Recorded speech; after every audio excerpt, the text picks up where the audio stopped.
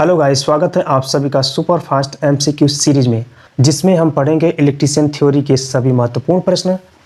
यह class electrician first year वालों के लिए है।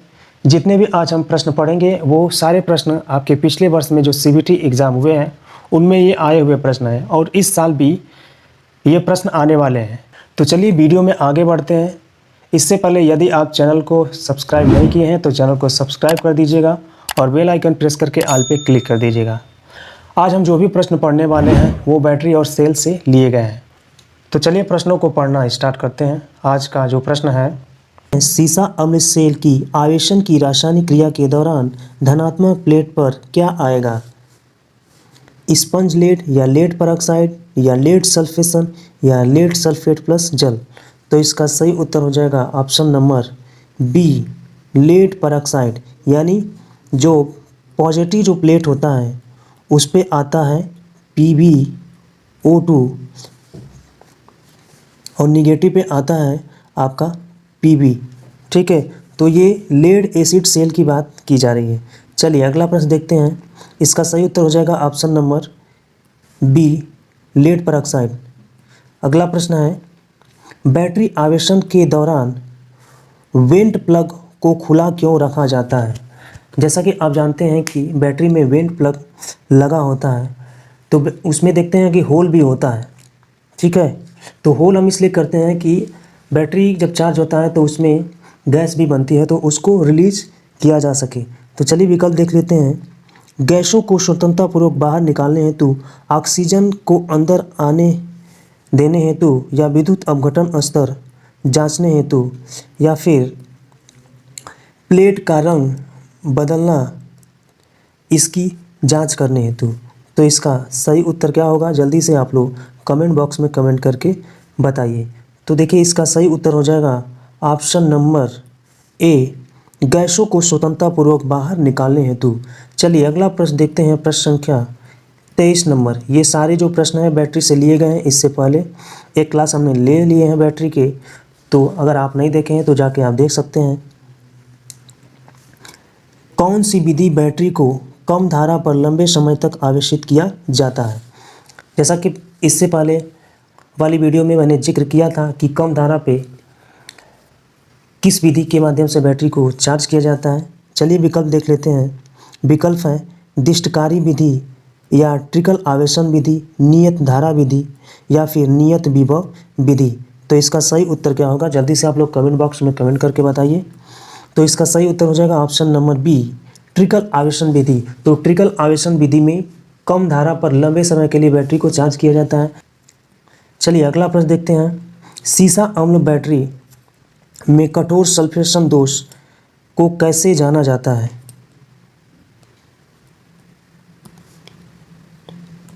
विकल्प है नए विद्युत अपघटन से बदलकर, या नए इलेक्ट्रोड से बदलकर, या बैटरी को कम धारा से लंबे समय तक पुनर्आवेशित करके, या बैटरी को अधिक धारा से कम समय तक पुनर्आवेशित करके।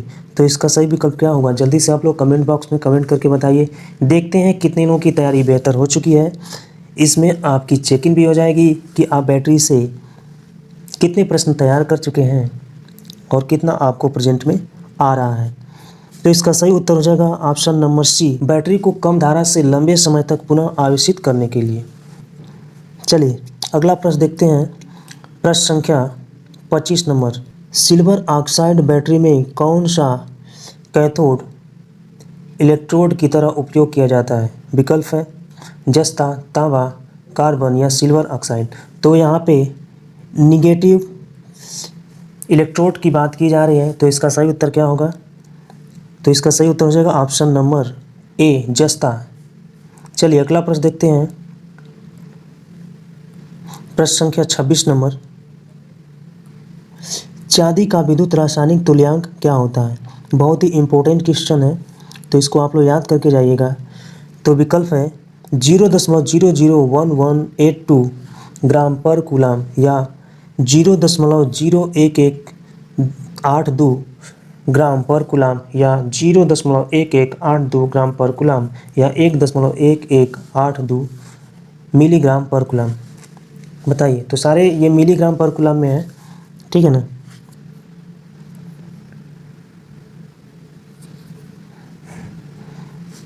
तो इसका सही उत्तर हो जाएगा ऑप्शन नंबर डी, 1.1182 mg पर कूलाम। चलिए अगला प्रश्न देखते हैं। प्रश्न संख्या 27 नंबर, सीसा अम्ल सेल की निरावेशित की रासायनिक क्रिया के दौरान ऋणात्मक प्लेट पर क्या आएगा? स्पंज लेड या लेड परऑक्साइड या लेड सल्फेशन या लेड सल्फेशन प्लस जल। तो इसका सही उत्तर क्या होगा? जल्दी से आप लोग कमेंट बॉक्स में कमेंट करके बताइए। तो इसका सही उत्तर हो जाएगा option number C, lead sulphate यानी PbSO4 आ जाएगा। जिस समय लेड एसिड सेल डिस्चार्ज होता है तो उस समय ऋणात्मक प्लेट पर लेड सल्फेट आता है। चलिए अगला प्रश्न देखते हैं। सीसा अम्ल बैटरी में विभाजक का उद्देश्य क्या है? विकल्प है विद्युत अपघटन हेतु रास्ता प्रदान करना, या धनात्मक एवं ऋणात्मक प्लेट को अच्छे से पकड़े रहना, या धनात्मक एवं ऋणात्मक प्लेट को लघुपतन होने से रोकना, या फिर धनात्मक एवं ऋणात्मक प्लेट को व्यवस्थित तरीके से रखना। तो इसका सही विकल्प क्या होगा? जल्दी से आप लोग कमेंट बॉक्स में कमेंट करके बताइए। तो इसका सही विकल्प हो जाएगा ऑप्शन नंबर सी, धनात्मक एवं ऋणात्मक प्लेट के मध्य लघुपतन होने से रोकना। चलिए अगला प्रश्न देखते हैं। सीसा अम्ल बैटरी का विशिष्ट घनत्व मापने हेतु कौन से उपकरण का उपयोग किया जाता है? विकल्प है बैरोमीटर, हाइड्रोमीटर, एनीमामीटर या उच्च दर निरासन टेस्टर। तो इसका सही विकल्प हो जाएगा ऑप्शन नंबर बी, हाइड्रोमीटर। तो किसी भी इलेक्ट्रोलाइट का विशिष्ट घनत्व नापने के लिए हम हाइड्रोमीटर का उपयोग करते हैं। चलिए अगला प्रश्न देखते हैं। इन्वर्टर परिपथ कौन सा है? इन्वर्टर परिपथ कौन सा है? चलिए विकल्प देख लेते हैं। विकल्प क्या है? आप लोग फिगर देख लीजिए और फिगर को देख के आपको बताना है कि कौन सा ये इन्वर्टर परिपथ है। ठीक है, तो यहाँ पे आप देख रहे हैं कि इस वाले सेक्शन में एक ट्रांसफार्मर लगा हुआ है और यहाँ पे 2 SCR है आपको देखने को मिल रहा है, और यहाँ पे एक कैपेसिटर लगा है, और यहाँ एक डायोड है और यहाँ एक डायोड है। इधर एक रेजिस्टेंस और इधर एक रेजिस्टेंस है, और ये आपका अर्थ किया गया है। तो इसका सही उत्तर क्या होगा? जल्दी से आप लोग बताइए। चूँकि इसका विकल्प है ड्रिवेन इन्वर्टर, SCR उपयोगी इन्वर्टर, एकल ट्रांजिस्टर इन्वर्टर या 2 कुंडलन ट्रांसफार्मर इन्वर्टर। तो इसका सही उत्तर क्या होगा? जल्दी से आप लोग कमेंट बॉक्स में कमेंट करके बताइए। तो इसका सही उत्तर हो जाएगा ऑप्शन नंबर बी, SCR उपयोगित इन्वर्टर। तो जैसा कि आप देख रहे हैं कि यहाँ पे 2 SCR लगे हुए हैं, जैसा कि मैं पहले भी बताया यहाँ पे 2 SCR लगे हुए हैं, इसलिए इसका उत्तर है SCR उपयोगी इन्वर्टर। ठीक है, चलिए अगला प्रश्न देखते हैं। प्रश्न संख्या 31 नंबर,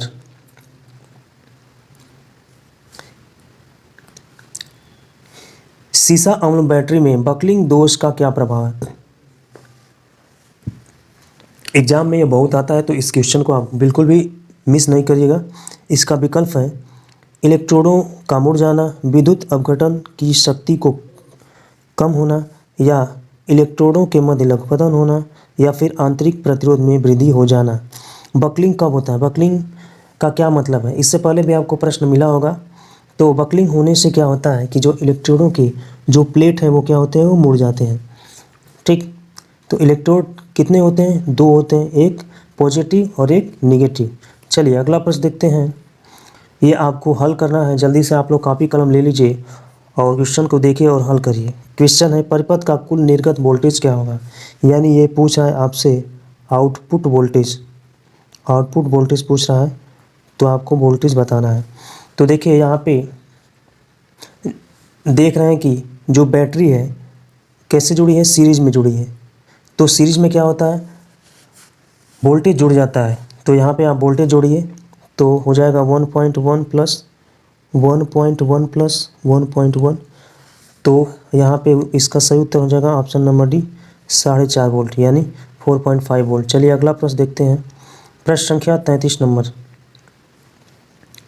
शुष्क सेल में धनात्मक इलेक्ट्रोड के रूप में क्या उपयोग किया जाता है? ड्राई सेल की बात कर रहा है। विकल्प है जस्ता, कार्बन, तांबा या लिथियम। तो ड्राई सेल में पॉजिटिव इलेक्ट्रोड किस मटेरियल का बना होता है? जल्दी से आप लोग कमेंट बॉक्स में कमेंट करके बताइए। तो ड्राई सेल में जो पॉजिटिव इलेक्ट्रोड होता है वो कार्बन का बना होता है। तो ड्राई सेल आप लोग देखे होंगे, जो आप घड़ियों में लगाते हैं और जो रेडियो में लगाते हैं वो भी ड्राई सेल होता है, उसका जो पाउडर होता है वो सूखा होता है। ठीक है, तो इसका सही विकल्प हो जाएगा ऑप्शन नंबर बी, कार्बन।